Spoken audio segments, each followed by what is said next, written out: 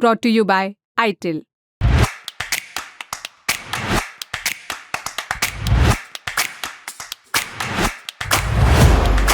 8 दिसंबर के रोज़ से इलाहाबाद के जज हैं, इलाहाबाद हाई कोर्ट के शेखर यादव, वो सुर्खियों में बने हुए हैं। वो एक कार्यक्रम में गए थे, उसके बाद उन पर आरोप लगा कि उन्होंने वहाँ पे एक विवादित टिप्पणी दी है। उसके बाद उन्हें पद से हटाने की मांग हुई। ये मांग राज्यसभा भी पहुँची और केस अब सुप्रीम कोर्ट में है। सुप्रीम कोर्ट में उनसे उनकी पेशी हुई। उनकी तरफ से क्या कहा गया, सुप्रीम कोर्ट की बेंच ने उनसे क्या कहा, ये सब हमें जानकारी देंगे हमारे साथी विकास हमारे साथ हैं। विकास जी, ये बताइए, पहले हल्का सा ब्रीफ कर दें कि मामला क्या, उसके बाद बताएं कि सुप्रीम कोर्ट में क्या हियरिंग। देखिए, 8 दिसंबर को जस्टिस शेखर कुमार यादव एक कार्यक्रम में शामिल हुए। ये कार्यक्रम विश्व हिंदू परिषद का था। यहाँ पे उन्होंने बहुसंख्यक और अल्पसंख्यक समाज का जिक्र करते हुए एक टिप्पणी की थी वर्ग विशेष के लिए, जिसको ऑब्जेक्शनेबल माना गया। और इसे लेकर जिस दिन टिप्पणी हुई उस दिन और उसके अगले दिन तमाम सोशल मीडिया प्लेटफॉर्म पर तमाम राजनेताओं ने, विपक्ष ने उस पर विरोध जताया। और उसके बाद वो राज्यसभा में मामला गया और राज्यसभा में उनके खिलाफ जो है महाभियोग चलाने का प्रस्ताव 55 सांसद कपिल सिब्बल की अगुवाई में गए और वो उस पर भी चर्चा होनी है राज्यसभा में। जब ये वाला मामला हुआ उसके तुरंत बाद सुप्रीम कोर्ट ने भी ये तमाम मीडिया क्लिप्स देखी, उसके आधार पर उनको नोटिस दिया और उन्हें मंगलवार यानी कल उन्हें सुप्रीम कोर्ट ने स्वतः संज्ञान लिया। बिल्कुल।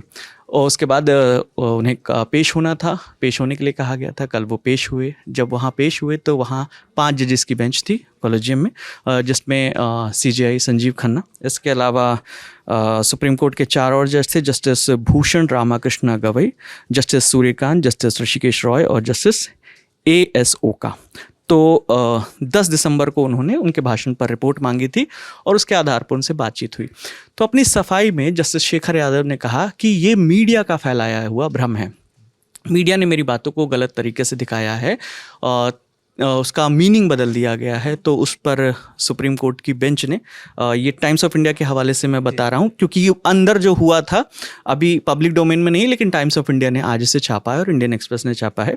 तो ये बताया जा रहा है कि उनको फटकार लगाई गई जस्टिस शेखर यादव को और उनको ये भी कहा गया कि बीइंग अ जज हर बयान जो है उनकी पद की गरिमा के अनुरूप होना चाहिए ताकि लोगों का न्यायपालिका में विश्वास प्रभावित ना हो।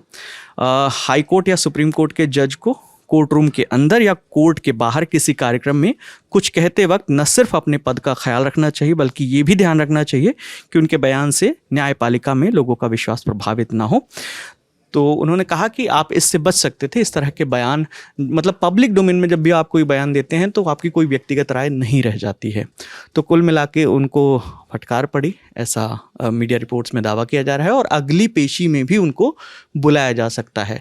और जैसे ही ये मामला सामने आया था 8 तारीख को, उसके बाद से उनके रोस्टर में भी बदलाव हो गया था। उनके कोर्ट में उन्हें ऐसी जगह पे भेज दिया गया था जहां उनको अभी मामले साहब की तरफ से क्या वर्बेटम दिया गया, इनकी तरफ से क्या सफाई दी गई अगर सामने आई? देखिए, मीडिया रिपोर्ट्स में यही बताया जा रहा है कि उनका ये कहना है कि ये बयान जो मैंने बयान दिया था उसको मीडिया ने गलत तरीके से फैलाया। मैं आपको वो लाइन बताती हूँ, अगर वो वर्बेटम पढ़ दें तो थोड़ा क्लैरिटी आ जाएगी। जी, वो उन्होंने कहा कि मीडिया ने उनके भाषण की चुनिंदा बातों को छापकर ये पूरा विवाद खड़ा किया है और जिस तरीके से वो अपना स्पष्टीकरण दे रहे थे उससे जो पैनल था, कॉलेजियम था, वो खुश नहीं था। उन्होंने उससे साफ तौर पे इनकार कर दिया कि आप जो बातें कह रहे हैं उनका कोई आधार नहीं है और उसके आधार पर उनको ये बोला गया कि आपको गरिमा बनाए रखनी चाहिए, इस तरीके से आप कोई भी बयान नहीं दे सकते हैं, ऐसी टिप्पणी करने से बचा जाना चाहिए। ये फिलहाल उनको कहा गया है। अच्छा, ये सब मामले चल रहे हैं। इस बीच उत्तर प्रदेश के मुख्यमंत्री योगी आदित्यनाथ ने उनकी इस टिप्पणी का समर्थन किया था। मुंबई में एक प्रोग्राम, शेखर यादव का, जी, जस्टिस शेखर यादव ने जो टिप्पणी की थी एक वर्ग विशेष के लिए, उसका समर्थन किया था। मुंबई में एक प्रोग्राम में गए थे, वो जब इनवाइट करने, आपने देखी होंगी वो तस्वीरें, अनंत अंबानी उन्हें शॉल उड़ा रहे हैं, वहाँ पे एक प्रोग्राम हुआ था। उस प्रोग्राम में योगी आदित्यनाथ उनके पक्ष में ये बातें कही थी। तो उसके तमाम राजनेता भी, गिरिराज सिंह जो केंद्रीय मंत्री हैं, वो भी जस्टिस शेखर यादव के बयान के पक्ष में थे। हालांकि विपक्ष डे 1 से यानी 8 दिसंबर से ये कह रहा था कि इस तरीके की भाषा एक जज को शोभा नहीं देती है और ये समाज में वैमनस्यता फैलाने वाली भाषा है। मतलब राज्यसभा में जो अपील की गई है वो भी विपक्ष की तरफ से ही की गई वो विपक्ष की तरफ से है। उसमें कपिल सिब्बल जो हैं सीनियर लॉ एडवोकेट हैं और राज्यसभा के सदस्य भी हैं, उन्होंने इस पर ऑब्जेक्शन लिया और 55 सांसदों ने एक प्रस्ताव रखा कि इनके खिलाफ महाभियोग चलाया जाए। इसी शीतकालीन सत्र में इस पर चर्चा भी होनी है। अब ये भी देखना होगा कि राज्यसभा में इस पर क्या तय होता है, क्योंकि जजेस को हटाने का जो एक प्रोसेस है वो यही प्रोसेस इम्पीचमेंट का पूरा उनका बिल्कुल जो प्रोसेस है उसी के तहत हटाया जाएगा, इसलिए अब प्रस्ताव लेके आया गया है। तो कुल मिलाकर जो विवादित उनका बयान था, उस बयान को हम कोट भी नहीं कर सकते जिस तरीके से उन्होंने बोला भी है और तमाम सोशल मीडिया प्लेटफॉर्म पर वायरल है, लेकिन उस मामले में उनको सुप्रीम कोर्ट की ओर से फटकार तो पड़ी है। ये मीडिया रिपोर्ट्स में सुनवाई कब? अगली सुनवाई का जिक्र नहीं किया गया, हालांकि ये जरूर कहा गया है कि उनको आगे भी आना पड़ सकता है, दूसरी सुनवाई में भी आना। कोई अभी फाइनल फैसला नहीं लिया गया इस पर अभी कोई ऐसा वर्डिक्ट नहीं आया। देखिए अभी इसमें कोई भी ऑफिशियल सुप्रीम कोर्ट की तरफ से या कोई ऐसे ऑर्डर नुमा कोई चीज़ नहीं आती है। ये जो तमाम फैक्ट बताए जा रहे हैं ये मीडिया रिपोर्ट्स के हवाले से, और ख़ासतौर पर मैं जो कोट कर रहा हूँ ये TOI और इंडियन एक्सप्रेस के हवाले से, चाहे जो लॉ कोर्ट को कवर करती हैं, लॉ से जुड़े जितने मामले उसे कवर करने वाली वेबसाइट हैं, बार एंड बेंच, लाइव लॉ, इन लोगों ने भी इन्हीं मीडिया संस्थानों को कोट करते हुए खबरें चलाई हैं, जिसमें ये जिक्र किया गया है कि जस्टिस शेखर यादव को उनके उस बयान के लिए फटकार पड़ी और नसीहत दी है, हिदायत दी है कि आपको भविष्य में ऐसे कोई बयान नहीं देने हैं।